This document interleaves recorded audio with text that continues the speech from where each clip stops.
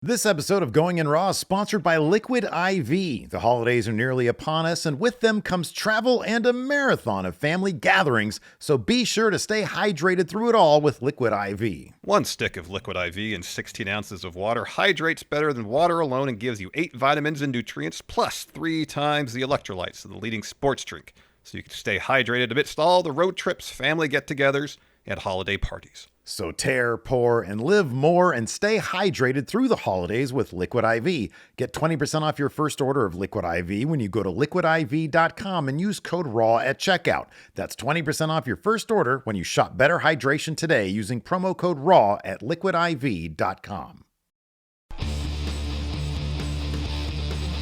Hey, friendo, Steve here. Well, Larson. Welcome back to Going in Raw, the only pro wrestling podcast you need to be listening to. On today's episode, we're talking about this week's AEW Dynamite, where Jon Moxley, he seized control of the Superstation. In what way? We're gonna talk about that, or we'll try to figure that one out, Larson. We're also going to talk about NXT on the road to Iron Survivor. I thought NXT was a lot of fun this week. But first up, let's talk about well, first of all, I want to say this. I posted this last night on the YouTube stuff and my Blue Sky now. A fixture here at Going in Raw and on Wrestle Juice. My wonderful dog, Gypsy, who you usually see back there or back when my camera was different on the couch or whatever. She peacefully passed away last night with me and Lacey both there. Words can't express how much that dog meant to me, and lest I want to completely break down here on the show, I appreciate all the condolences and well wishes. Heartbroken right now, but we're gonna get through it. Yeah, we'll get through it, and my condolences to you and the fam. I know Gypsy meant a great deal to all of you. I'm gonna miss her growling at me whenever I come over. The last couple times she was okay with you. Oh, it was little. That was the extent. Yeah. So I appreciate everybody. I just, felt the need to tell everybody about that because she was here, she was a part of my environment here, and a much loved one by people who she didn't growl at. By that anyways. I didn't hold it against her. I know you appreciated her. I do. My favorite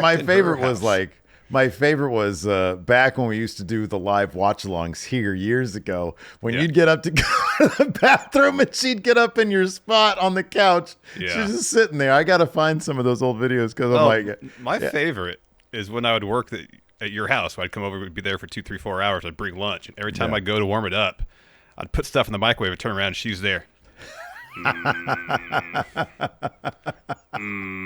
Like, why are you up, sir? Nobody told you you're allowed to get up. I know. Who said you were allowed to use our microwave? Yeah. Did you ask permission? Anyways. A very bossy, but very loyal, very loving, and very much a protector here in our household. And just the most character and personality I've ever known in a dog. And I've been through a couple. But, she was definitely one-on-one. So, anyways, let's talk about Jon Moxley seizing. So there was a promo card that went out last week in advance and marketing this week's AEW Dynamite. Jon Moxley and his Death Riders group seized the Superstation. Look, I don't know what you thought was going to happen, but I'll tell you how I thought this could play out. Mox goes to the production truck. Mox goes to Titan, what was the CNN building?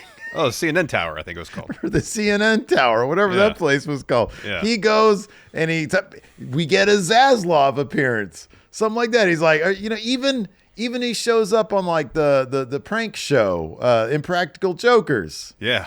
I don't know what else is on Conan. I don't know what's on TBS. No, Conan's not on TBS anymore. Big Bang Theory? Does he show up on a rerun of Big Bang Theory? Yeah, he interrupts Big Bang Theory and says, sorry, no lead-in for you, Dynamite. Yeah, this is boring nerd shit.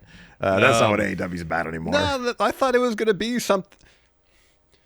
Has one image from AEW's marketing team encapsulated the issues of one storyline as wonderfully and as succinctly as that, where everything about this Mox Death Rider stuff, I think they want it to feel monumental, huge, a sea change. Yeah. They talked about that last night, Mox tearing down AEW to build it up in his own image. Yeah. And so you have a segment you're advertising which suggests there's something there that could be a dramatic shift, at least in terms of how the show is presented. Yeah. Instead, he just walks through the goddamn crowd like he always does, gets in the ring, spews out some word salad like he always does, and advances absolutely nothing. There's no takeover. There's no seizing of anything. He didn't even seize my attention. It was a promo. It was a boring promo. And it was boring. I was so distracted by A, how blue his jeans were, and B, how tight they were. I don't know why. I was like, man, those are some really bright blue jeans, man. I mean, it's here. Like about a year and a half ago, we did a video on Friendo Club called AEW is Broken. Yeah. And after watching Dynamite last night, I was reminded of that video because there's so much structurally wrong with how Dynamite is put together.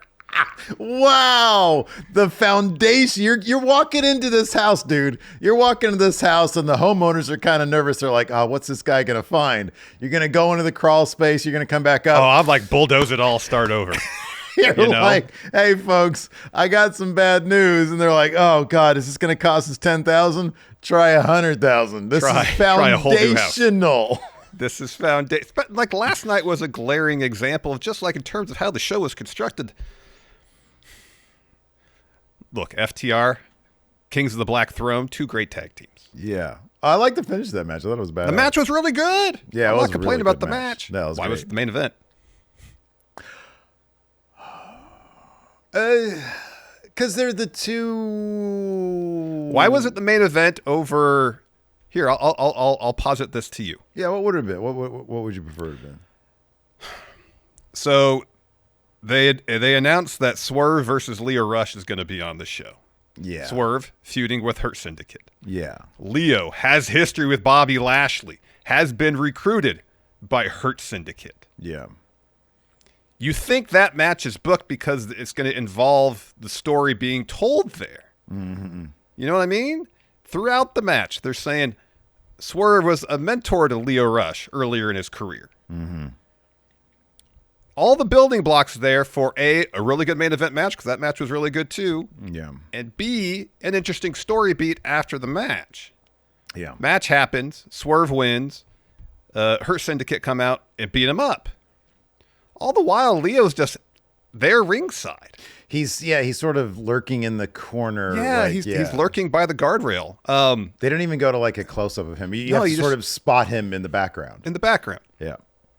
And it really felt like a missed opportunity not advancing somebody's story there. Yeah. If you have Leo, after, when Bobby has Swerve in the Hurt Lock, have Leo get in the ring, and whether he joins Hurt Syndicate or tries to intervene, that's something that advances the story. Or neither. He could get in the ring and decide, I don't want any piece of this, but there is a little bit of stuff on him. Yeah. Something. Yeah, I agree. That's your main event.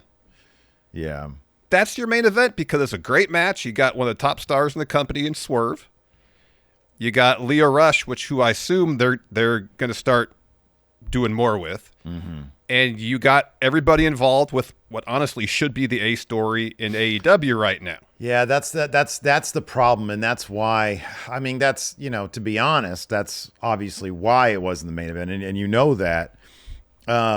Because they're not treating the Swerve Lashley thing the way it should be. This Mox thing, and it's funny because somebody in either our Hot Takes or WrestleJohn, I don't know where it was, had said in our comments on YouTube, I honestly think the Mox World Order was supposed to be Shane, and it fell through. When he came back and said, this is not your company anymore, I get that it felt... I don't know, maybe because we had expectations and they had, to a degree, built expectations with these pictures. And through him saying, this isn't your company anymore, it turns out it's just Mox's company, apparently. and he's trying to. The fact that this is not the essentially they're trying to, I guess, in a certain way redo NWO, but it's really fallen off that. Even it's not even close to that. But I do think there is an opportunity to do a Millionaires Club versus the New Blood. But the New Blood is actually the New Blood. It's Swerve, it's Hangman, it's Ospreay. Even to a degree now, Kyle Fletcher, man, he's putting on like 10 pounds of muscle a week. This dude's jacked and he's tall. You're right. It's a lot of nothing. And honestly, like the Darby thing it shouldn't be it. Shouldn't be it. Dude, if I'm supposed to take Darby seriously as a title contender, Claudio should manhandle him in 30 seconds. I'm like, he dives the bed of the truck. Claudio gets out casually, beats the hell out of him, and swings him to a garage door and walks away casually. He doesn't even just walk away. He does a little jog trot, like a light-hearted jog trot. He's not concerned about him at all. How am I supposed to take him seriously as a threat to Mox when Claudio in 30 seconds wrecks him? Yeah. This Mox thing had the originally when he says this isn't your company anymore, and he's trying to make it this big thing. I saw there was this interview where he was like, "Oh yeah, it is these young kids that they're not trying to build them up backstage, so we're gonna do big," which is great. Like, yeah, every moment of television, regardless of who you are, where you are on the card, should matter, and every single one of these talents and every single one of the writers and producers need to be treating every minute like it's precious on television. Yep. But the problem is from the top is Mox, and he's targeting, Orange Cassidy. The promo last week was fine. The promo this week was not as good. And it's like, if this whole thing is to get me to buy into Darby Allin as being the guy to beat Mox, I hope to God that it's not that. Like, Mox is going to beat Orange Cassidy. He should beat Darby, and then he should move on to the big names, to the Ospreay, to the Hangman, to the Swerve, and to the Okada even. Those are the guys that he should be trying to make his point against. So the problem is I think he doesn't have a thesis against those guys because they're doing what he said, and they're the main eventers. Swerve is... We've talked about this before, and it's just if the original genesis of this was, how do we get Darby Allin to the world title in the most effective way possible? And this was the story they came up with. I think it's a flawed premise. Getting Darby to the world title, I get that maybe Tony Khan wants to see that, and he knows that Darby is one of the more popular guys in the company, but maybe the premise isn't flawed. It's the execution. It's absolutely the execution. Presenting Darby in this manner as like, yeah, he's a ragdoll. The dude's got to stop being a fucking ragdoll at some point. He's got to stop being a ragdoll at some point. Like, you're absolutely right. When you see Claudio like swing it, the swing is like an almost comedy move. Yeah. And he puts him in it and he rams him into the thing, and Darby gets back up. And I get that's his thing. Oh, he just keeps on getting back up. But like, there's been so many times in the past where he hasn't gotten back up. Why? Where is the change now? Why is he better now? Yeah.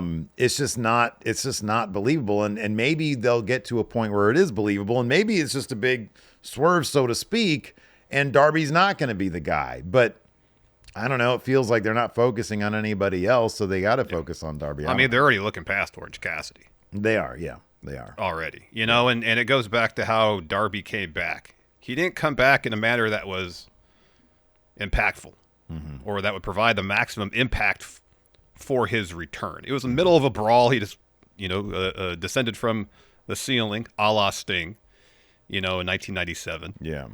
Like last night when he dove off the vomitorium onto Death Riders, looked like it was a pink Sting mask, right? Yeah, it was a Sting mask, but pink, echoing his jacket that he wears. Yeah.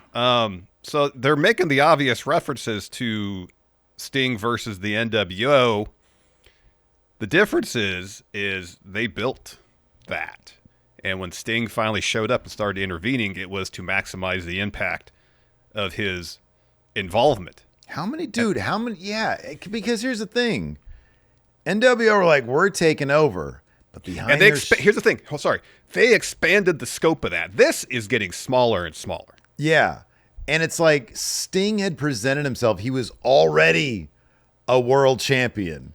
But he went through a dramatic transformation that reflected the times and the severity and the atmosphere of what the NWO was. The bad guys have taken over, so I now have to be, the NWO is basically just Dark Hulk Hogan versus the Kevin Sullivan's group. Yeah. Dungeon of Doom. But it wasn't that. So Sting had to now I have to be Dark Sting in order to get this done. Do you remember, dude? I don't remember. I remember so many ends of Nitros where Sting would come down and the New World Order would collectively full soil shit themselves. Yeah. Right? Yeah. Nobody's shitting themselves over Darby Allin. No. Nor should they. They're just fuck this guy up. Well, as he's being booked now, no, but if there was a shift within Darby and it was signified by some sort of transformation, a la Sting again. Right, yeah. Because it's obvious they're making those references. Yeah. That's the analogy here. Yeah. But you can't have the moment at the end of All Out where Mox wins, and puts the plastic bag over Danielson's head, or I guess Wheeler Yuta does there. The level of violence, even though we just saw the previous show, that was exhibited there was supposed to be such a shocking moment that it fundamentally changed everybody involved there. Yeah. At least with Orange Cassidy, we've seen that. He's wearing the darker denim now. Mm-hmm, yeah. He's got a more serious tone. We've seen the change with Orange. Mm-hmm. We haven't seen the change with Darby. No. And again, it's all about impact. And if you want to position this dude as your next champion, you got to hit those story beats for maximum impact so the audience knows he has changed after what he witnessed. Yeah. Yeah. And he's going to proceed differently now based on what he saw. But he has not been positioned that way. It's all the same shit. Yeah, it is. Another thing I noticed last night on commentary is Excalibur said, "Oh, it's obvious now that Mox is calling the shots." Seemingly addressing what he said like a month ago. Who's behind all this? Yeah, because otherwise, who else is it? I mean, was that? I'm going to assume. Let me try to extrapolate. Let me ask you: do you think that was an intentional line used to clarify that, or was this Mox? Because they were making a big Mox is taking over, and or Mox is the one calling the shots here in AEW. So writ large. I don't exactly remember the exact wording, but it led me to believe that Mox is the one behind what's happening on TV, as opposed Mox is the one. Look, we didn't see Mox in the control truck. Yeah, right. He's not calling the shots in terms of the broadcast. Yeah. He showed up in a truck 2 minutes before he came out and dropped his promo. Yeah. Yeah, right. So it's and with him saying that, especially considering what he said, again, I don't know the exact time frame, a month ago or so. Who's behind all this? The idea that somebody is calling the shots above Mox. Mm-hmm. Shane, somebody, we don't know. Yeah. It just really stood out. Like half the time on AEW, I didn't really pay attention to the commentary, but I heard that and my ears perked up. It's like, are they actually addressing what Excalibur said about a month ago regarding who might be behind the Death Riders? Yeah, no, I mean, I think that's a perfect, sometimes you can suss out, does this line stand out? And if it did to you, it's entirely possible that that's the case. Excalibur talks way too much. Sometimes it's just like, oh my God, dude, can you just let a moment breathe for a second? I kind of wish it was just Nigel and Tony on commentary sometimes. Tony's really good. Nigel's great. And Nigel's great. Nigel's terrific. Yeah, no, I don't disagree with that. So let's just talk about what happened with the Moxley stuff specifically, and then we'll talk about the Hurt Syndicate stuff. Well, actually, let's go ahead and pay some bills first because we're at that point. All right, let's do it. Let's take a break here. Get words from the sponsor of today's show, Liquid IV, Steve. Mm-hmm. This time of year, it'd be crazy. It's quite a whirlwind. Yeah. With the holidays comes travel, family gatherings, and amidst all the craziness, it's easy to forget to take care of yourself. Which is why I always keep Liquid IV on hand, Larson, so I can stay hydrated through all the road trips, family dinners, or parties that the holiday season can bring. One stick of Liquid IV in 16 ounces of water hydrates you better than water alone, and it gives you 8 vitamins and nutrients, plus 3 times the electrolytes of the leading sports drink. And not only is Liquid IV an essential part of the holiday season, it's a must for us when we play our semi-weekly basketball games. See, our hoop season never ends. Week after week, month after month, year after year. Forever. It goes on. Infinity. Yeah, and without Liquid IV, I don't know if we can keep up that pace, that grind. I don't know if I can keep shooting deep threes in your face, step back, half-court shots twice a week, every week. Dude, you're just sitting there like, you can't see me. I'm like, what? And then whoop-pat. Just, it's horrible. Awfully humiliating, Larson. So with that said, tear, pour, and live more and stay hydrated through the holidays with Liquid IV. Get 20% off your first order of Liquid IV when you go to liquidiv.com and use code RAW at checkout. That's 20% off your first order when you shop Better Hydration today using promo code RAW at liquidiv.com. So, as you said, a truck pulled up at the beginning of Dynamite. Death Rider's exit. No, I'm sorry. Was it the beginning of Dynamite? No. It was before commercial break. Yeah. So after we get a Hurt Syndicate interview, Claudio and Wheeler throw out J.D. Drake, and they're beating him up with a chair on the stage. Mox's music hits. He walks through the crowd to get to the ring, him in his super bright blue jeans with Marina Shafir. Marina shoves a cameraman into the ring. Mox gets on a mic. I'm like, that was them taking over the show, I guess. That was them. That was them. Cameraman in the ring whose job is to get in the ring to record, to photograph the promos. Anyways, it's funny because I was like looking at my phone really quick as I hear somebody say, Moxley shoving that cameraman into the ring, and I look up and the cameraman's very gently getting into the ring into position. I'm like, okay. So he said, I've been thinking about Orange Cassidy a lot these few days. Chuck Taylor's drinking his food through a straw because he couldn't save him. Wheeler belongs to me because he couldn't save him. Orange, you have the shot of a lifetime at Full Gear. All your fans, friends, and peers depending on you. You're as cool as a cucumber.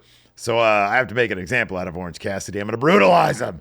And everyone who wants to call themselves a contender, they'll see that and they'll run and hide and we'll continue to do whatever we want because we have the power. And I was like, that's the most Hogan shit I've ever heard. It's ridiculous. Hogan was actually pretty entertaining when he used to cut those promos because it was like, look at this fool, you know? Like Hogan was so over the top ridiculous as a bad guy, especially when you contrast him with Hall and Nash, who were just like the cool guys. And that's kind of why it worked.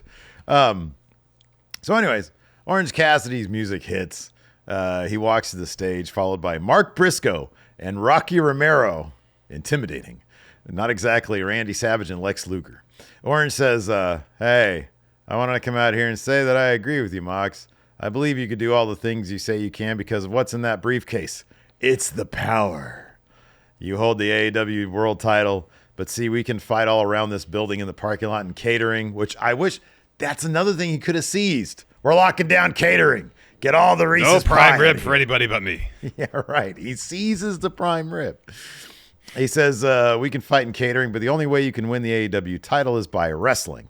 For someone who doesn't like wrestling, I'm pretty good at it because I beat you. At Full Gear, I'm going to do it again and take the power back.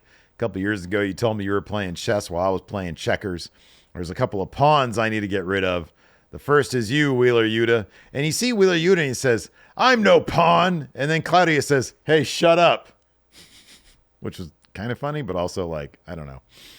And then Mox's like, you want Wheeler next week? We'll see if you have the guts to pull the trigger on someone you think is your friend. At Fall Gear, I've got a message for... that'd be great if they called it Fall Gear. Yeah, it would be. At Full Gear, I got a message for everyone, abandon all hope.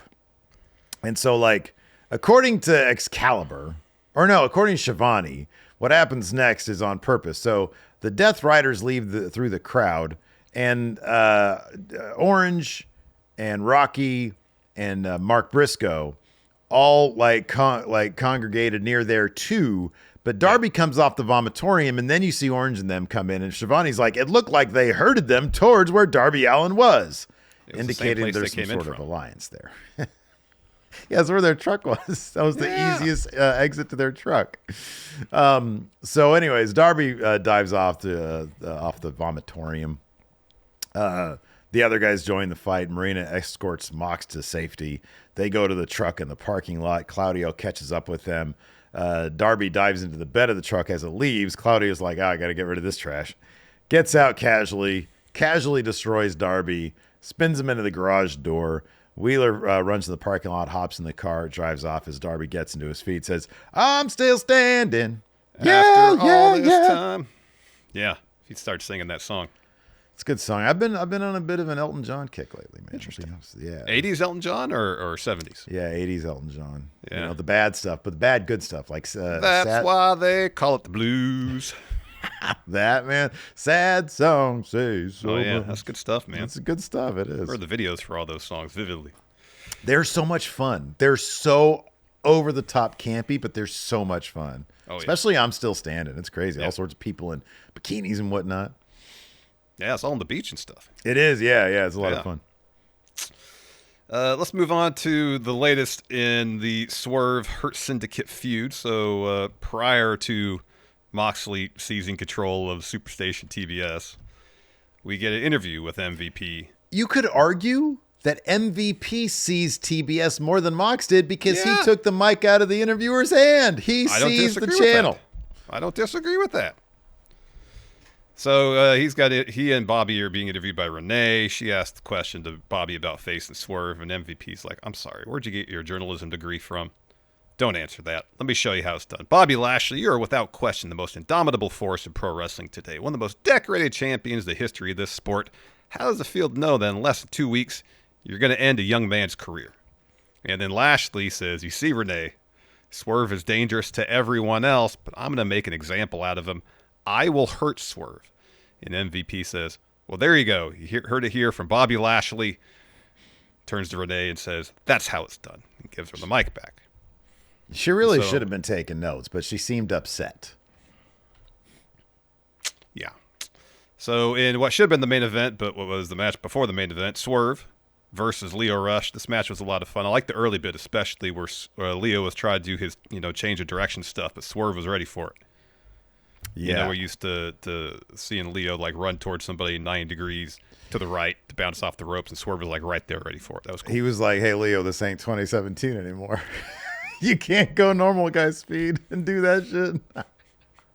Sorry, that was messed up. Leo's put on some muscle though. That's gonna slow you down just a little bit. I thought this was a really fun match, but I wonder if, to your point, you're absolutely 1,000% right. With the right story beat afterwards, this should have been main event. Look, the Hurt Syndicate shit should be the A story. Yeah, this should be the title story. Absolutely, it should be Swerve. Swerve should have beat Danielson, and therein lies the motivation for Mox to take out Danielson. Your way isn't working. See?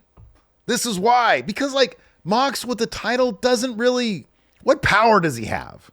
Nobody else seems to give a shit about him because they're all wrapped up in their own stuff. So where is his power? He's not disrupting Ospreay story. He's not disrupting Swerve story. No power. Step to Bobby Lashley, Mox. Go ahead. See what happens. Yeah. Hurt Lock for you. That's what's going to happen. Hurt Lock. Exactly. Oh, man. Anyways. The match was a lot of fun, but I wonder if, given that they booked everything out the way they did, this match, within the match story, Swerve was playing with Lio Rush. He could have ended this guy probably within 3 minutes, but he was playing Leo's game, and thus it went longer, and Lio was able to get some stuff in. But at the end of the day, this was not a lot of hard work for Swerve, and I wonder if maybe that's why they didn't main event it, because the final match, I was legitimately like, I don't know who's going to fucking win this thing. Yeah. No, the main event, what actually was the main event, was good.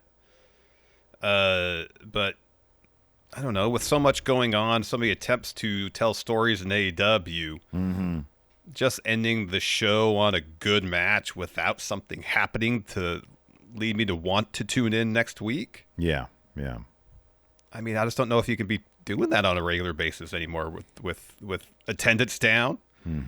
I mean, apparently they have to change a venue for a collision tape coming up. They canceled where it was going to be at in Columbus, Ohio on, I think it's December 7th. I think Sean tweeted that they're going to just change the venue, I'd imagine, to a smaller one because ticket sales are an issue. Yeah. Ratings ain't good. They lost to NXT last week. When NXT was on the new night, you got to give reason for people to want to tune in the next week. And part of that is having interesting story beats to close your show. Dude, you said it exactly right. And yeah, when AEW's on another night, excuses are made because it's on another night. That says to me, it's at that situation where WWE was in 2019, where it was like, they're getting ratings because people just have the routine. But if they get, if AEW at this point and WWE back then attempt to force people out of their routine, they ain't going to budge. And that's why NXT, hey, we're moving, we have to do this other night. Let's do something special. Let's run it at the ECW arena, make a deal of it. Well, people are starting.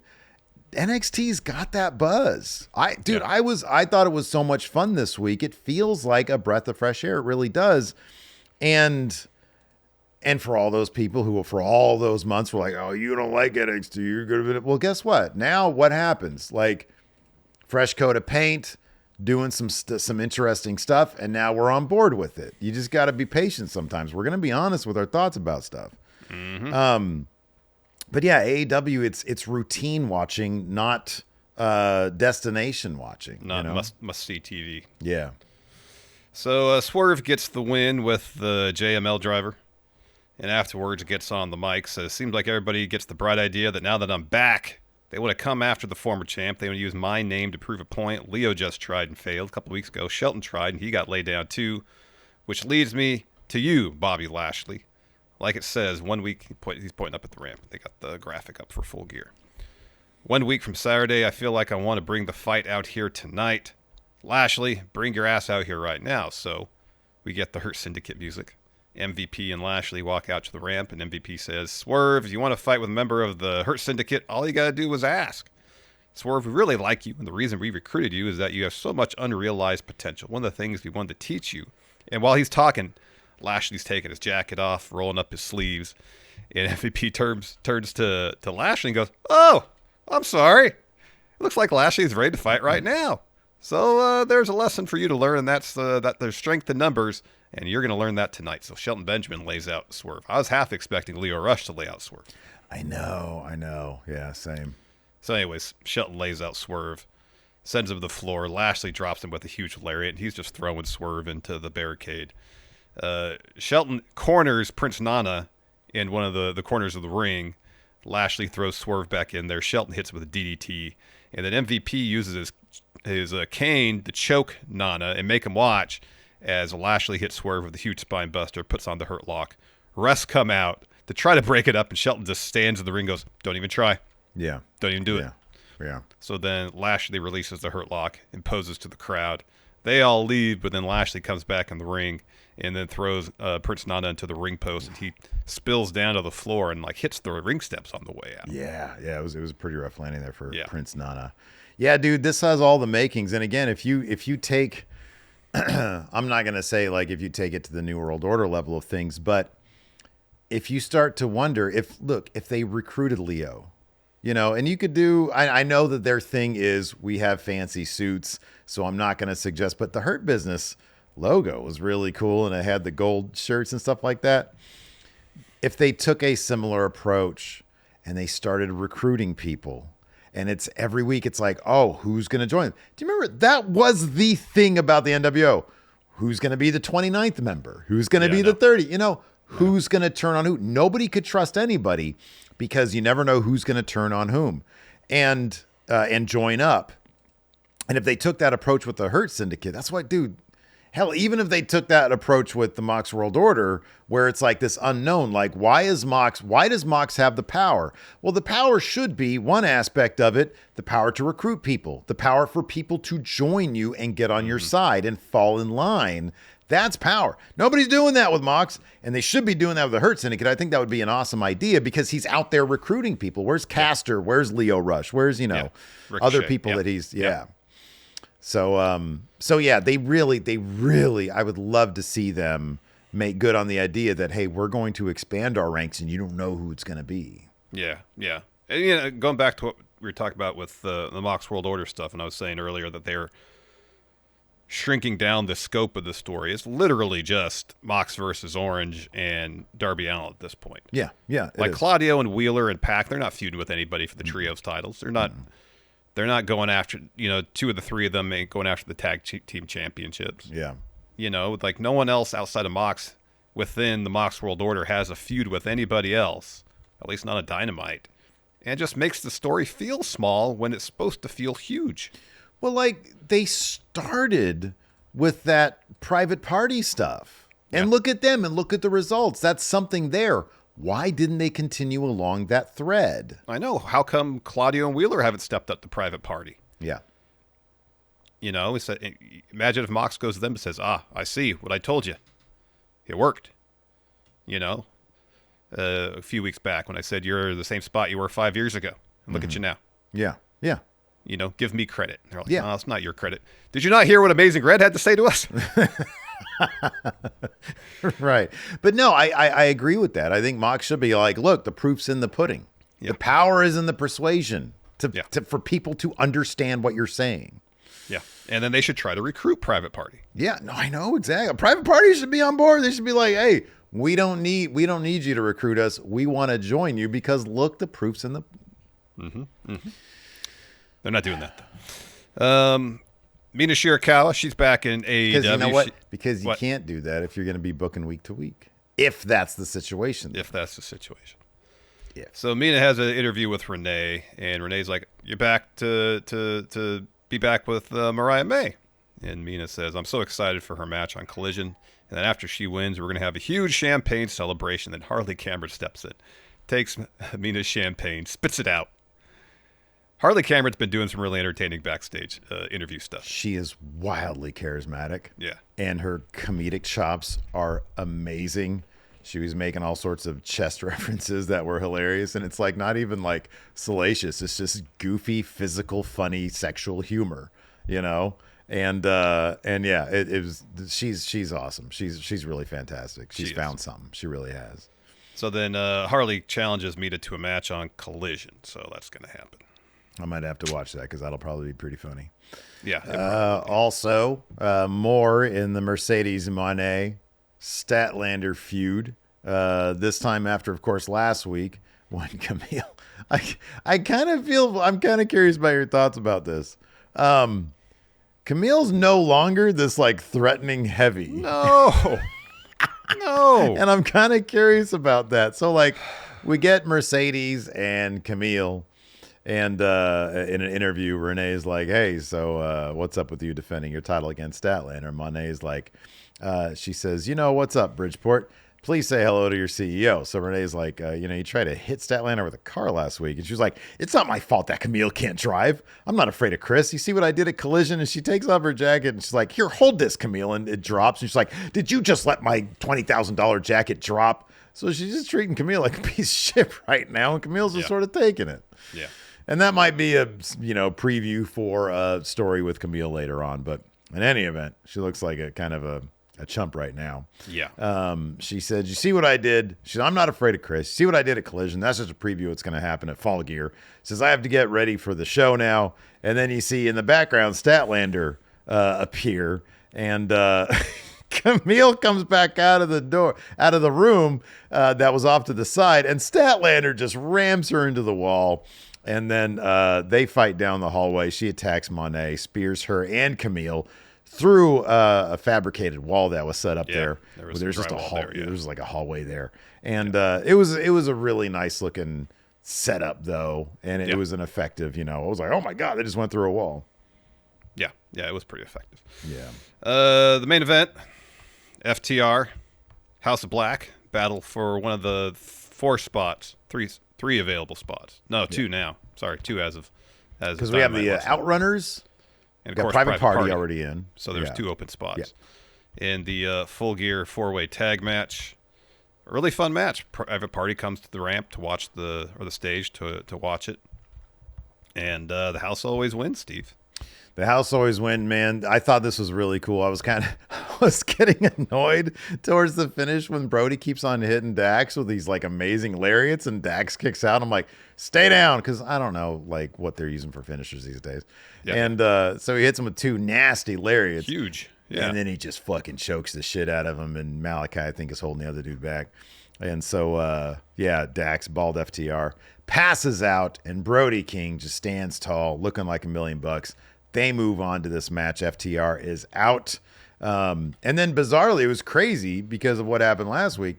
Malachi takes off his boots, puts them in the center of the ring, and then leaves. I was like, what is it? And then he was back on Instagram today. Everybody's saying I'm retired. I'm joking. I'm so joking. He didn't do that. I'm assuming what happened last week was simply, hey, we've got history from NXT, and this is a shout out to that. Well, it also seems like they're maybe doing something with House of Black. Well, it's weird because you got Malachi and then Buddy and then Brody kind of dropping the mystique a bit and being good sports after matches, the handshakes. That's right. They did this and that. Yeah, you're right. Because they shook FTR's hands after this match, too. Meanwhile, we're good-natured now. You got Julia Hart, who's nearing a return, and these return video packages are all mystique. And they're great, too, by the way. And they're really well done, like I know. Horror movies, yeah. I know, cool. And I'm like, there's a disconnect here. Like, is House of Black supposed to be all mystique? If so, give us some, make it across the board.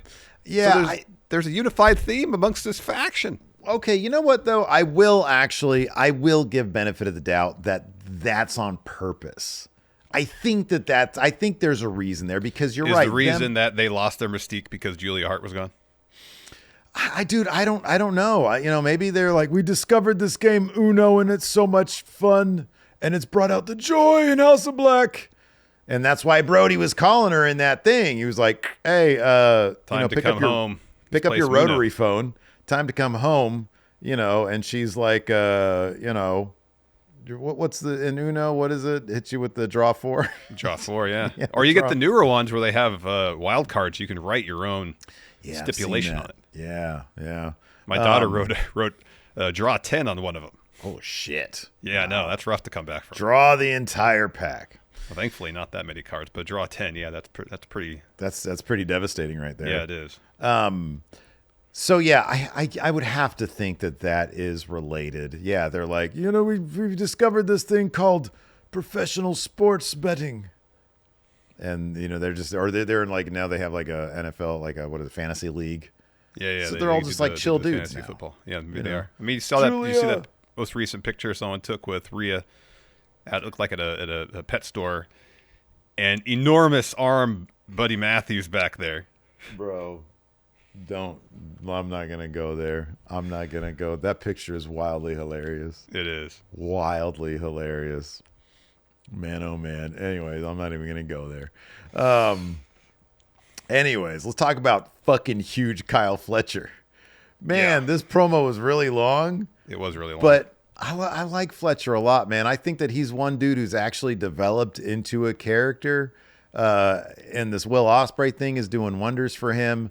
I don't know how many in AEW, how many story premises can be based off of you slept on my couch.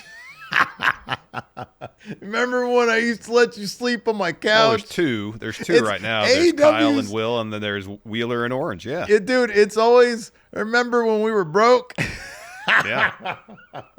Because Darby's got that shit all unlocked. Oh, yeah. We start telling his indie stories. Yeah. He was like, I was the most broke person here. I lived in a car down by the river. So, I'm not going to recount this entire thing because it was really, really long. But Will comes out for an interview with Shivani. He's talking about, Takeshita's got the international title. I don't have a title, but I want some answers. This whole Callis family thing, I'm going to call out Kyle Fletcher. Shivani, you should probably beat feet. So Kyle basically is like, you know what, Will? You let me stay on your couch because you wanted to keep me under thumb. You wanted me to be an Ospreay clone. And Will's like, you know what, dude? You got to make up your mind. Pick a lane. Are you like me or are you not like me?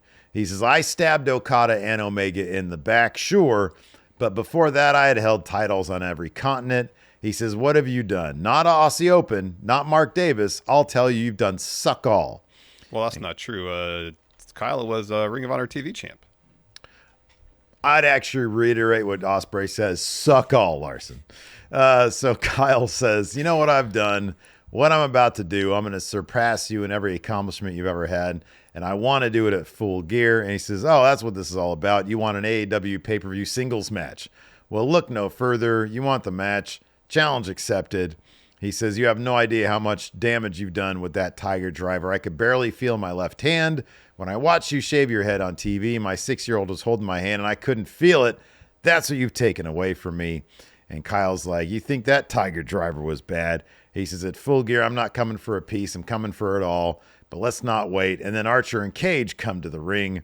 He says, let's see what you got now. And Will's like, oh, mate. You think you got numbers? I've got numbers too. And then Hobbs and some dude from the crowd show up. Wait, no, that was Mark Davis. Mark Davis, man. Yeah. And then so a big brawl breaks out. And at one point, Davis and Kyle Fletcher end up back to back, and they stare each other down. And they're like, oi, oi, oi. And then, so yeah. But then Kingdom, because Roderick Strong's got a match with Lance Archer. And it's a Falls Count Anywhere match. Yeah. And it did go everywhere. At one point, Matt Taven eats the choke slam off the guardrail onto a bunch of security guards. Mm-hmm. Yeah, that was cool. Because Undisputed Kingdom's out there. Brian Cage is out there. In the end, Roddy blasts. Archer's looking for a choke slam on Roddy off the guardrail. Instead, Roddy sweeps out his feet, so Archer is crotched over the guardrail. Roddy blasts him with the chair and then hits him with a jumping knee to get the win. We get a quick shot of MJF at home watching. He's oddly totally cool with Roddy winning. He's kind of smiling about it. Yeah. So Roddy gets on the mic and says, Max, at Full Gear, this all ends. I'm going to finish your ass. So then Takeshita comes to the ring, starts beating up on Roddy. This brings out Adam Cole because he has a match with Takeshita next. I did like how it went from bang, bang, bang, segment. Me too, yeah. It felt like a more unified show. It did, yeah. So a pretty solid match between Takeshita and Adam Cole. Cole takes the L because Takeshita finds the Dynamite Diamond ring under the ring. As Cole is leaning through the ropes to try to bring Takeshita back in the ring, Takeshita punches him with it, covers him to get the win. Again, we cut back to MJF at his home. He's laughing about Adam Cole losing. Cinematic so Roddy MJF too. Runs back to the ring, attacks Takeshita. Takeshita just kicks him in the balls. Is looking to punch him with the ring, but then Kyle O'Reilly runs in with a chair to make the save. Takeshita goes up the ramp, starts preening with the international title. Ricochet lays him out. He picks up title as Takeshita flees through the heel tunnel. And then in the ring, Adam Cole offers his hand to Kyle O'Reilly. Instead, Kyle O'Reilly walks out, and then on the ramp looks over his shoulder while Roddy and Cole are being cool with each other. Are you surprised at the Adam Cole Takeshita outcome, given that he's not going to be against Max MJF at the pay-per-view? Not necessarily because Takeshita took the pin last week in that tag match, and I was skeptical they're going to have Takeshita lose consecutive weeks, considering he's champion. Yeah, right. Yeah, they're really trying something with Takeshita. I think this is a good win for him. I know it was with the ring, but doesn't matter. A win is a win. Seems like they're doing Ricochet versus Takeshita at the pay-per-view, right? Yeah, at Full Gear. Yeah, that'll be really good. That'll be awesome. What are they going to do with Adam Cole? Maybe he'll try to get involved in this MJF Roddy match and maybe end up costing Roddy the match accidentally. Ooh, man, I want I just want that back. Honestly, Cole, I think Taven and Bennett have terrific comedic timing. So keep them around, but just put them all together in that group and give us some vignettes. I want some old Undisputed Era-esque vignettes with Kyle O'Reilly. I want that old Kyle O'Reilly back. Just revisit that shit. And I don't care what they do with anything else. All right. They got to do something with Kyle O'Reilly because he's like the Carl Anderson of the conglomeration right now. He's there to take losses. He is, man. And he's so much better than that. Him and all the dudes have such great chemistry. Let's see it.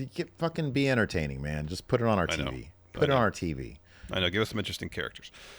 Show opened with a tag match with Bang Bang Gang. Bang Bang Jay Gang. White, Juice Robinson, against Christian and Hangman.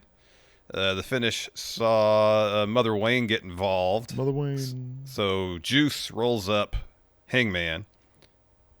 Mother Wayne gets on the apron to distract the ref. So the ref finally turns around and makes the count, but then Paige kicks out. And then Kip blasts Juice in the head with the contract binder thing. And then Paige follows with a Deadeye to get the win. I thought it was hilarious when Hook took out Nick Wayne. Yeah. And then they cut to Christian. He's like, yeah. Christian's facial expressions are so great. They're hilarious. Yeah, they really are. Yeah, this was fun stuff. Yeah, it was a decent opener for the show. Elsewhere, Britt Baker back in action against Penelope Ford. She gets the win. Yeah. Reverses a Muda lock into a lockjaw. So Yeah. Penelope taps. And then Serena Deeb walks out on stage. And I don't know if this is the best way for Britt to sell a feud with Serena Deeb when Deeb walks out and Britt just keeps on saying, nobody cares. Yeah. I don't know what Serena Deeb was saying. Maybe like Britt should have would have been more dramatic, effective. She's like, "What? Can't hear you." And I can't Speak read up. Bro. Speak up. Project. Get a microphone, please. Yeah, please. Are you here to congratulate me? Do you want to team with me? Do you want to match with me? Do you want to fight? I can't understand you. I can't hear you. You know, You're not projecting your voice, so send it's me just an call. Send me an email. Text me something. Text me. We also had a Jamie Hayter interview that was cut off. So she was like, basically the few things that she said was, I did what I said I was going to do, and I'm going to keep on doing what I'm saying what I'm going to do. And she's like, for one thing, I'm coming after. And then it was just a hard cut. And then we had this really cool Julia Hart short film where she picks up a rotary phone. She wakes up, she has like blood on her heart. And she wakes up and she picks up the phone, and it's Brody. He's like, hey, we're playing some Uno over here. Get over here. And she's like, what? And then she notices that the cord on the rotary phone, which like, you know, it's like, I understand it. You think anybody 25 or under understands it? I don't know. It was like kind of, the cord was kind of like levitating too. It wasn't exactly. It was like such a stiff cord. Yeah. Well, they were pretty rigid. No, well, they should have done the spinny one. I always had the spinny one. Yeah. The spiral. Yeah. The spiral. Yeah. Because that way, if the spiral one, you could, if you had to like walk away from the phone, it would get longer. But if you walk closer and hung it up, you didn't have like 10 feet of cord there. I always like to put my finger in it. Yeah, me too. Wrap the spiral around the finger while you're on the phone. Yeah, right, exactly. Yeah, while I'm doing like a survey. So anyways, yeah, it was really cool. And then it showed her doing some like demonic archery stuff. Yeah. That was cool. Yeah, we also had a learning tree interview. Oh boy. Jericho once again talking about shit that was going on 30 years ago. I do like the fact that he called Ishii a young boy at one point. Anyways, he said, and you know, their match 2 years ago was actually really good. It was. It's because Ishii like made Jericho's chest bleed because of chops. Yeah, that was rough. That was really rough. In any event, he's like, I accept your challenge, and I'm going to teach you a lesson. So that is, I like that you put the learning tree stuff at the end there. Oh, I always do that. Hey, guys. I always do that because I don't want Jericho on my television. I don't really want to talk about him too much. Yeah, I feel that one. Let's talk NXT because I think they've come across a winning formula on the CW. Yeah. I feel like since they've moved, I said this last week too, there's more emphasis on the in-ring stuff. Without sacrificing the bits backstage, especially that highlights the characters. Yeah. You know, I don't know if this was something that came out of meetings with CW executives or what, but it feels like, I know there was the extended bit in the ring with Trick and Chase and Ridge, but we're not getting multiple of those throughout the show.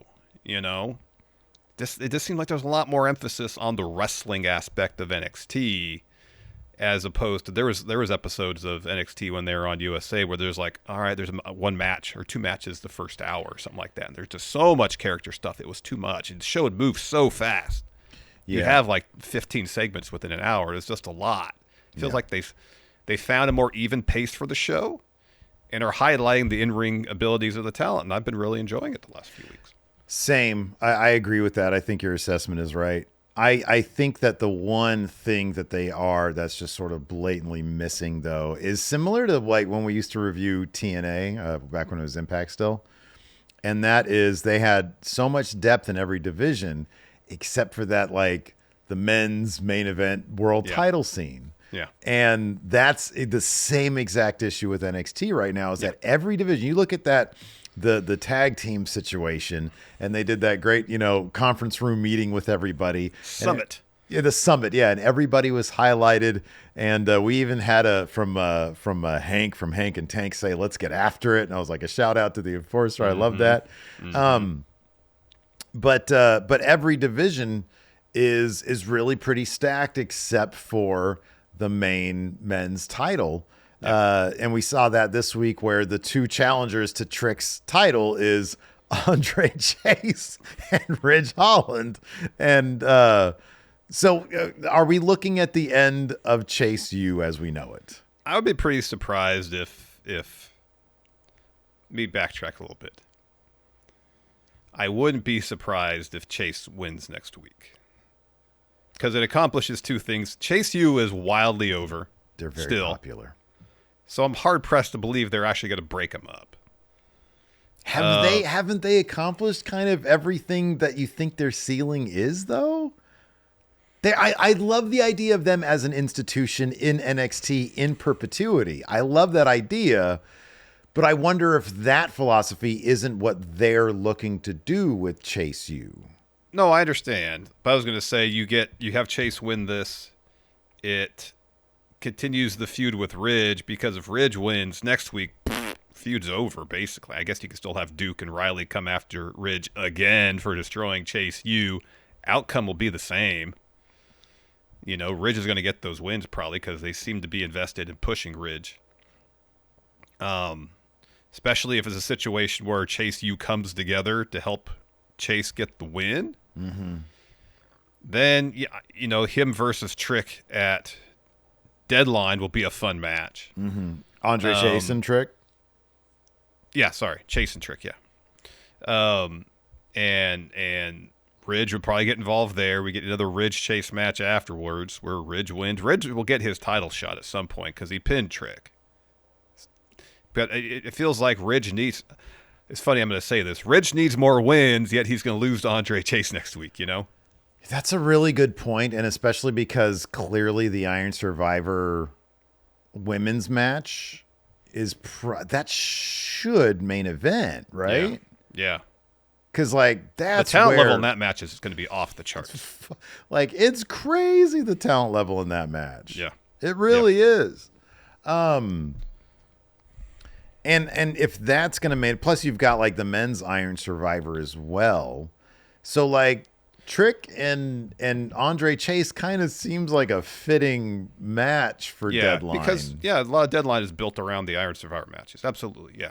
And Andre getting that win over Ridge can be played up as such a big deal that it kind of elevates Ridge because oh my God, nobody thought I could do this because it's Ridge Holland. But therein lies, that's actually a pretty good point. You bring Chase here. I wish they would have played up the idea that Andre Chase still has a gambling problem because that dude put up Chase U immediately. He's like, ugh, I want a match. I'll put up Chase U. I'm like, whoa, buddy. Yeah. You really need to talk to your, gambling group about that. Yeah. So, I wouldn't be shocked if Andre Chase gets the win there. You mentioned Iron Survivor. Lots of qualifying matches. I think there's 3 or 4? 2? It's a bunch. There's a bunch. There's 1, 2, 3 of them. I imagine we're going to get plenty more throughout the weeks leading up to Deadline. Those Iron Survivor matches are always tons of fun, but as mentioned, Sol Ruka beats Cora Jade clean. Surprised about that one. Yeah, me too. I was surprised about that. So I hope that means Sol Ruka should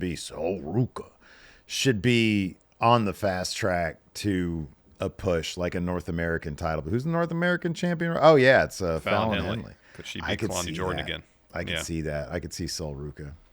They also, after the opening tag match where Stephanie Fakir and Julia beats Lash Legend and Jakara Jackson, that they're both going to have qualifying matches. And so they're already teasing them squaring off against each other. Yeah, no more of this teaming up bullshit. They're gonna, yeah. So you're gonna have Stephanie, you're gonna have Julie, you're gonna have Azaria. Yeah, Solrook is in there. That's 4. Solrook is in there. That's 4. Is it 6 competitors in there? I want to say it's 6. That sounds right. I think so. But Kalani yeah, will get in there. Who's that? Maybe Kalani Jordan will get in. Oh, Kalani Jordan probably. Yeah, now that she's done with the North American title thing. Yeah, that could be.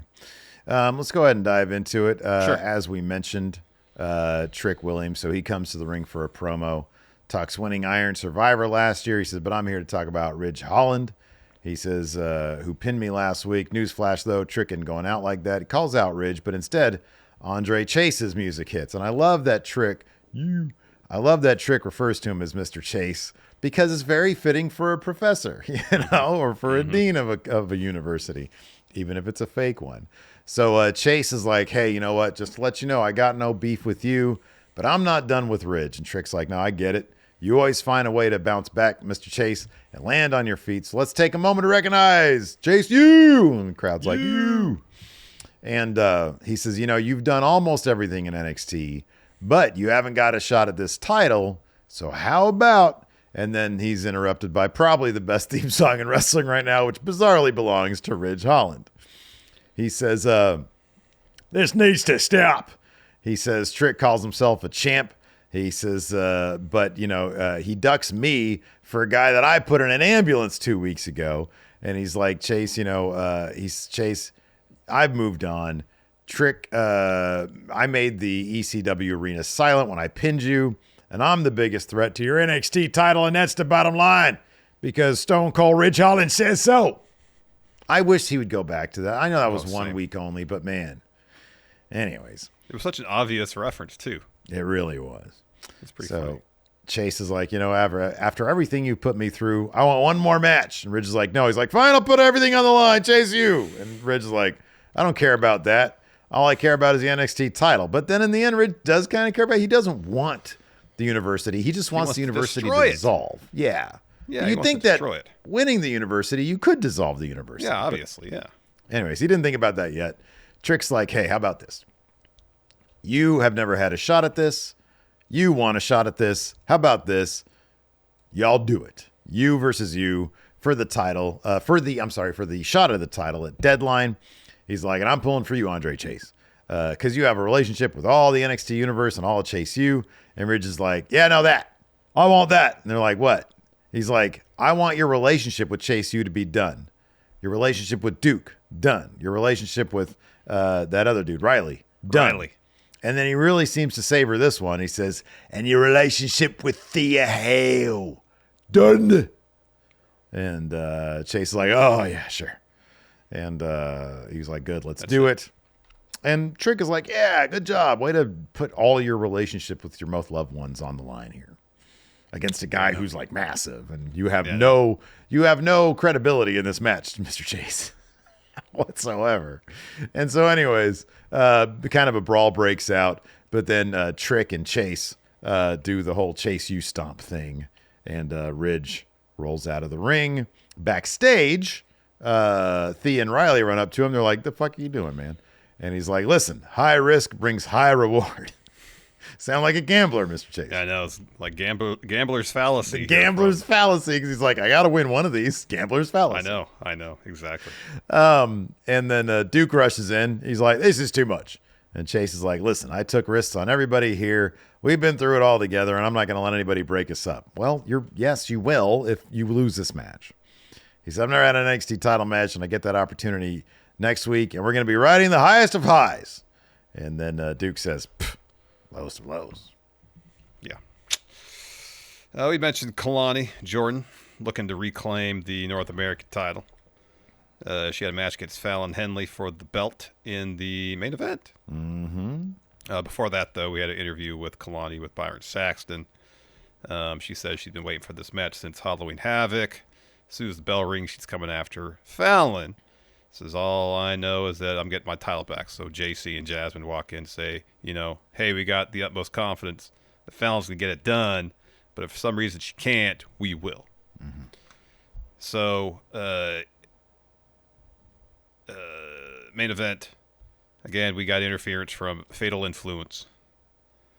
So at one point, Kalani takes out JC with a sliding baseball kick, brings Jasmine in the ring, hits her with a super kick, and then rolls up Fallon. Well, Fallon kicks out and sends Kalani towards the ropes.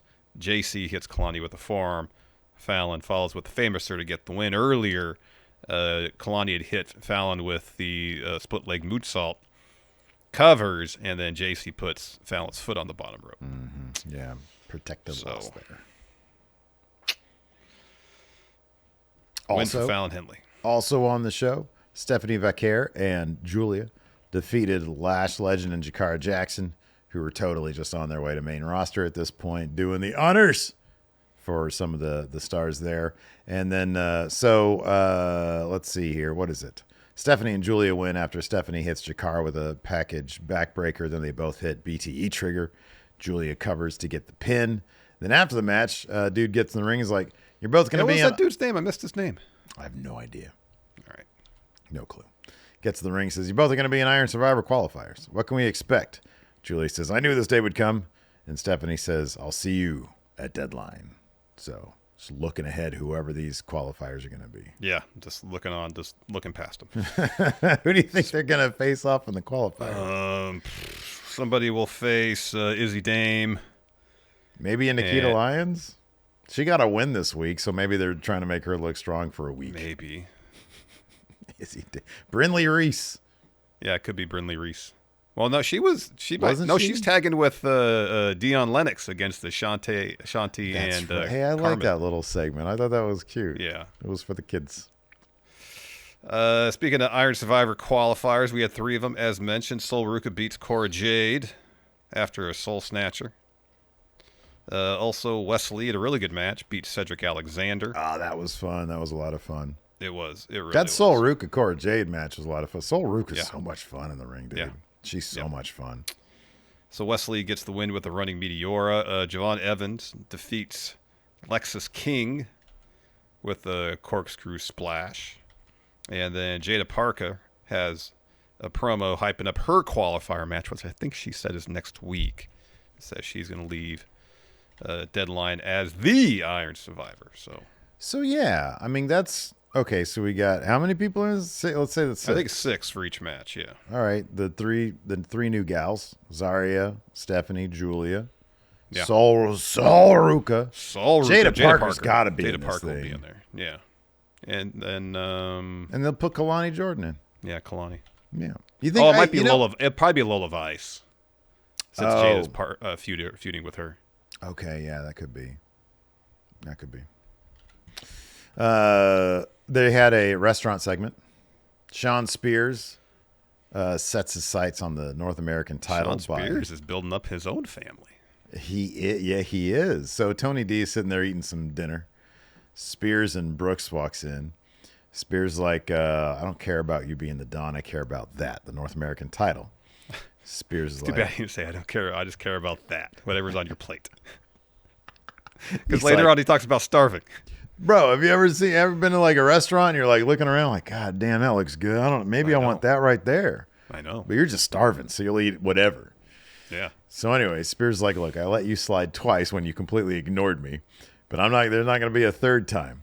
He's like, you built a hell of a family, and since winning the North American title, you've motivated your family to be hungry. And then you hear like, grrr. It's like, I'm so starving right now. So hungry. Here, share something off your plate. Come on, just give me a bite, Tony. You look so good. Give me a bite. Come on, let me eat off your fork. Here, I'll get my own fork. I want yours. He says, I want the title to do the same for me now. Maybe I can pay for a meal. He said, ow, fuck. Sorry. The hunger pangs, Steve?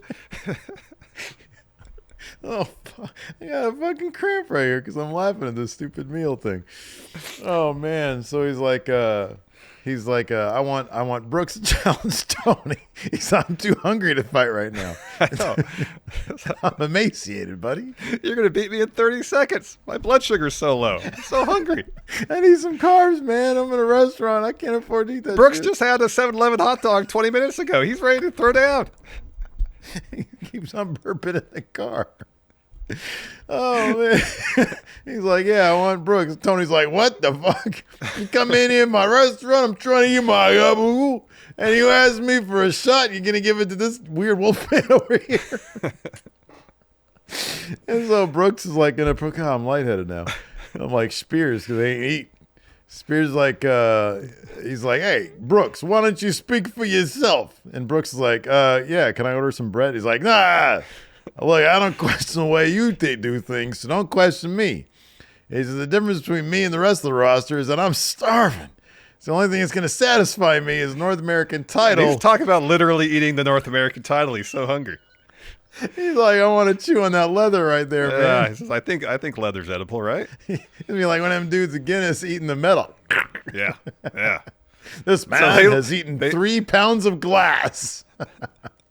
So they leave, get in the car, and Spears tells Brooks, hey, that's how you deal with the boss. And then he looks to the driver's seat and says, isn't that right, Nico? Mm-hmm. And a dude whose name I assume is Nico right. turns around and says, yes, it is. And I think they cut before Spears says, go to the nearest drive-thru. He's like one of everything. He's like, listen, who's got the best dollar menu right now? How much gas do we have? And Nico's like, no one has a dollar menu right now. McDonald's has a dollar menu. It's $3 for a damn chicken nugget. They used to have $5 20 piece. Now it's up to like $12. It's a lot, man. It's horrible. It's horrible. Price gouging. It is. Hey, CEOs, take less money. Yeah, how about that? Jesus, man. I just want my $5 20 piece again. Wasn't that long ago. No, it wasn't. COVID did us all in. Bring your damn prices back down, all right? You got your profits. Bring them down. Yeah. Yeah. Take less money, CEOs. Executives. Executives. I don't even know what you guys do. Zaslav. So there was this great bit. It was a tag team summit. Ava, who's doing a terrific job as general manager, by the way. Yes, she is. She's like, I want to discuss the state of the tag division. I'm looking for the next tag team to stand up. And she goes through the bona fides of everybody there. And then Tank is like, all right, everybody, let's get after it. And then OTM and Tyson and Tyreek talk crap to each other. Everybody starts bickering. We got Gallus there. They're like, oh, none of you. So anyways, Ava's like, yeah, this is the energy I want to see. But I don't want everybody to tell me they deserve a shot. I want you to show me. And you see Briggs there, and he's like, I'm over it. He leaves. So wait, is he in a tag team? So later on he's in Ava's office, and he's like, hey, when I was in Noah, this dude, Inamura, really impressed me. So Inamura's there, standing next to him, and he's like, hey, it's an honor to be on NXT.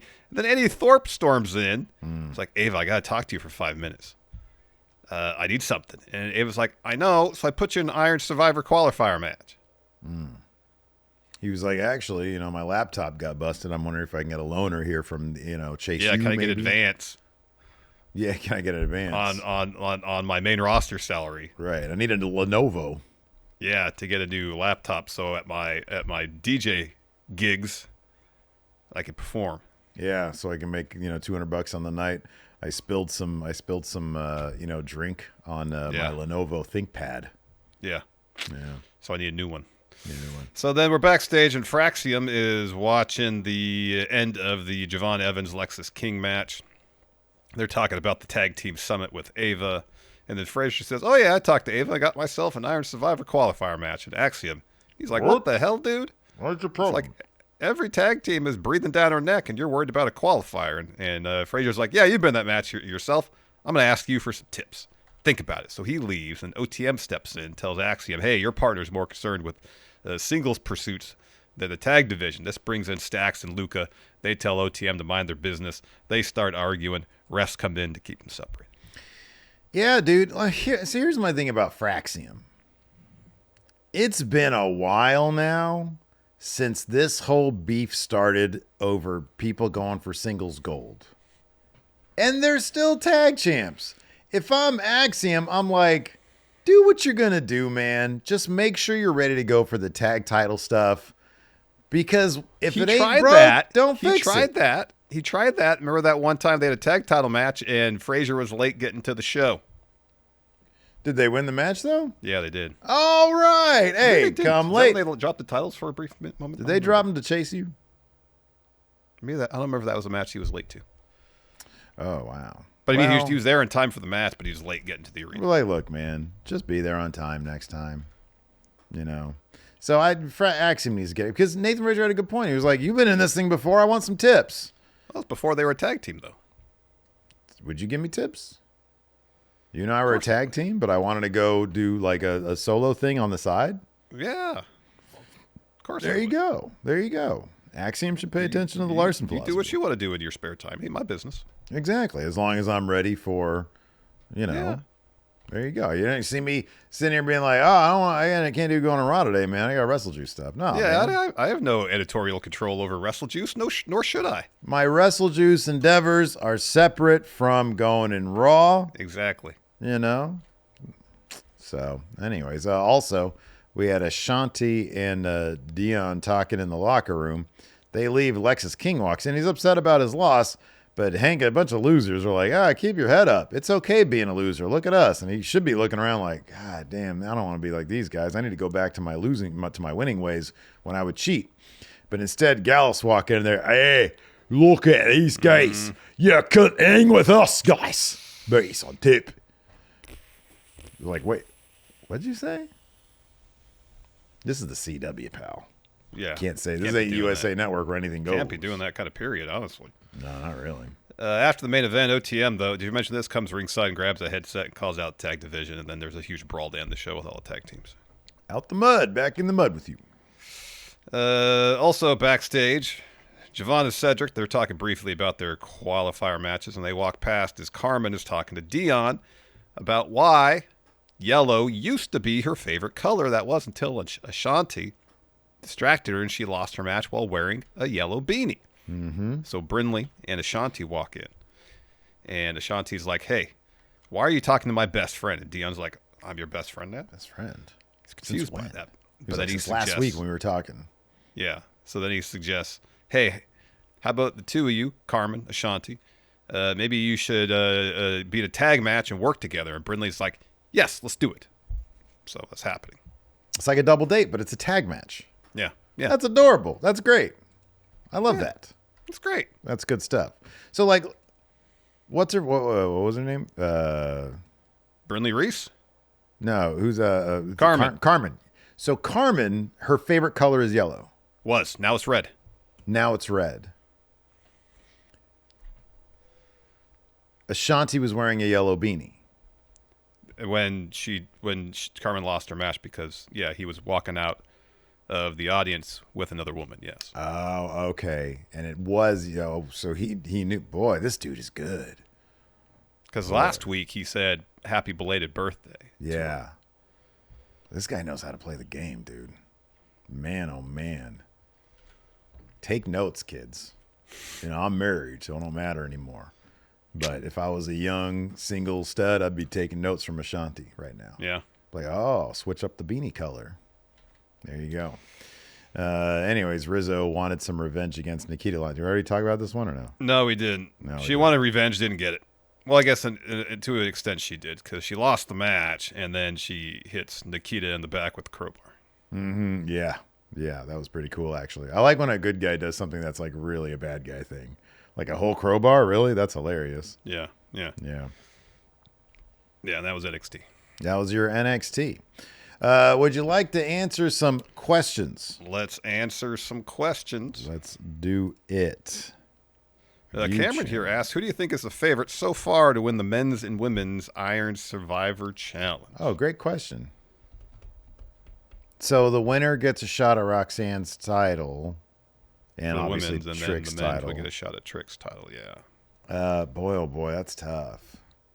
I think it should be Javon with winning the men's one. I'll actually go here. I think Wes should be next for Trick. Okay. I think Wes Lee winning. That probably works for me.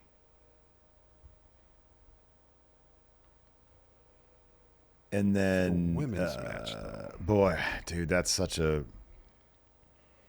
wide open field. I don't know how much longer this Roxanne thing is going to go. But when you got Stephanie, Julia, and Zarya as three incredibly strong opponents. I mean, Julia's already had a shot, so maybe they're not going to revisit that until she's already... Sol Ruka's had a shot against her since she's been champion, I believe. Okay. Maybe Jada? Okay, so wait a second. Is Deadline a premium live event? Or is it just okay, so that's like an arena show? If it's an arena show, my guess would be Stephanie. She's the biggest name who hasn't had a shot yet. And if they're going to go to a premium live event... Wait a sec. Sorry. No. Deadline is the Iron Survivor Challenge. Yeah. The next show... So it depends on when the title shot's going to happen. If maybe the title shot's going to happen at... Stand Deliver, which would be, I think, the next one after that. That's Mania weekend. That seems like quite a ways away. Oh, there's got to be one Rumble weekend. Yeah, you think so. You think there'd be one more between. Okay, so I think Jada's a good shot because I don't think the title shot's going to happen in a premium live event. That's my guess. All right. So Jada or Soul. But yeah, Jada sounds right. Yeah. And it's a big shot for, I mean, that's a big deal for Jada to win Iron Survivor. That's sort of where Trick was last year. Yeah. Yep. Well, Trick won it last year. Is that when he got... Well, he said he won it last year. He did, but I'm trying to remember when his title shot was from winning it last year. Oh, that's because he got like 4 pinfalls in 30 seconds, whatever it was. Trick did last year.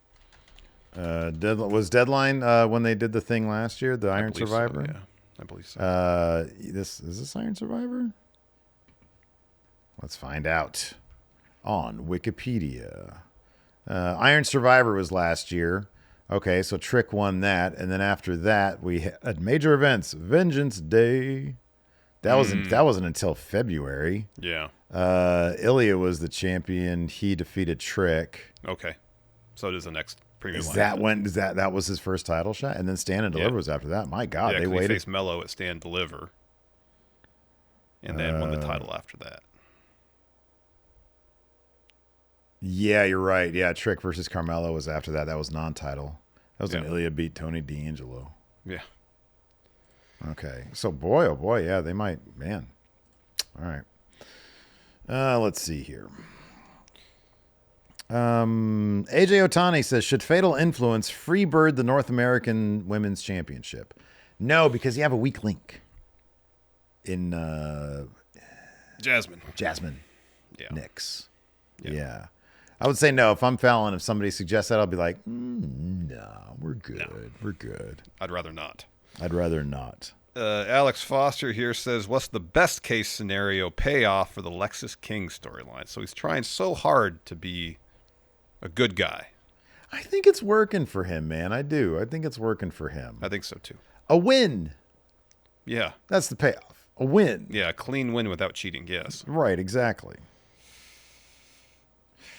Let's see here. Nate says, are there any lower card NXT heels or possible heel turns that you guys can see becoming the top heel that brand desperately needs? I think Wes Lee could be a top perpetual heel guy. I'd like to see that.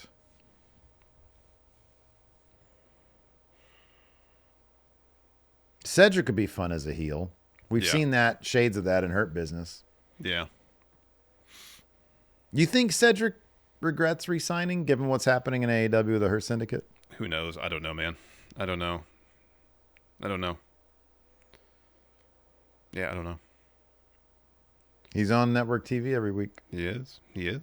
Boy, I'd like to see them do something good with him, though. You know, me too. Cedric's great. I mean, he's awesome. Remember that match against Kota Ibushi in the Cruiserweight Classic that seemingly got him signed. Absolutely. And the buzz around that match and around him being in the company, and to see WWE not capitalize on that was a bummer. Mr. J here has a similar question. It says, how can NXT fix their men's main event scene? It's extremely thin right now. So let's power rank 5 potential. We named 2.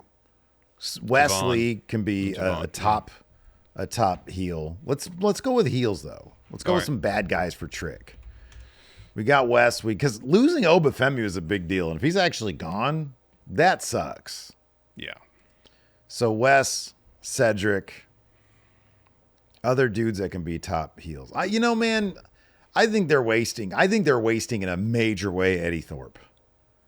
This whole music thing, I don't know about it. Make him a bad guy. Make him a serious guy. I would say Eddie Thorpe could be there. I was going to say make Charlie Dempsey more of a serious. Oh, yeah, that's a good one. Definitely. Like, he's great in ring. He's shown some that he can play a variety of characters. Yeah, sure. Give him a mean streak. Have him win some matches. Yeah. Yeah, I don't disagree with that. I'm honestly still surprised they don't do more with Gallus for whatever reason. Man, I have dropped any and all hope that they're ever going to have Joe do what he really probably should have been doing, like a constant main event heel guy. It's wild, though. I'm like, me and you're like the only people who are like Gallus. I've noticed that on social media. People are so rude to them. Oh, really? Yeah. Jeremy Marquez says, sort of a long question. I saw a reel recently from the Undertaker's podcast with Emotes as a guest where Undertaker recalled the time of how he played a pickup game in high school with Hakeem Olajuwon. Holy shit. And dished an assist to the Dream, which led to an alley-oop. If you could play a pickup game with pro wrestlers, with you at the point guard, at the one, who would you pick as your teammates? Oh, man, dude, I don't know.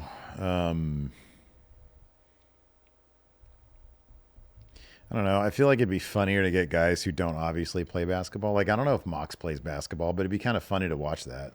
Yeah. You know, Mox. Just do the whole Mox World Order. Okay, yeah. The Mox World Order, yeah. Wheeler, Pack. I feel Arena. like Wheeler's probably... Oh, Pack would be hilarious. I don't think he could dribble. I would say that, Wheeler would probably be the best guy there. I get the feeling Wheeler might hoop, but the other guys don't. Maybe. The other guys don't. All right, I'm trying to think of see if I can utilize a whole group.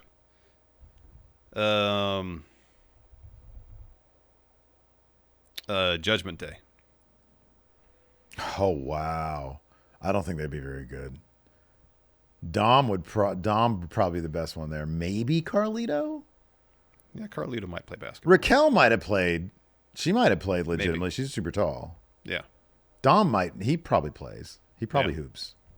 But Finn, he's amazing at soccer, I'd imagine. JD, no. Great at soccer. Basketball, they don't know what to do.